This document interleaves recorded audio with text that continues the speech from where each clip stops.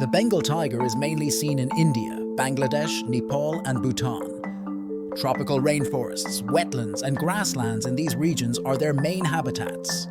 Bengal tigers are particularly large among tigers, with males having a body length of about 3 meters and a weight of about 220 kilograms. Their vivid orange fur with black stripes is extremely distinctive. Bengal tigers hunt alone, using their powerful strength and agility to catch their prey.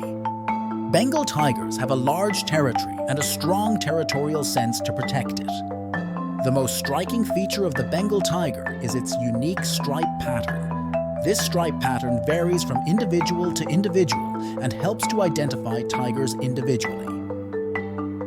Also, the stripe pattern functions as camouflage, making it less noticeable to prey. The Bengal tiger fascinates us with its beauty and wild strength.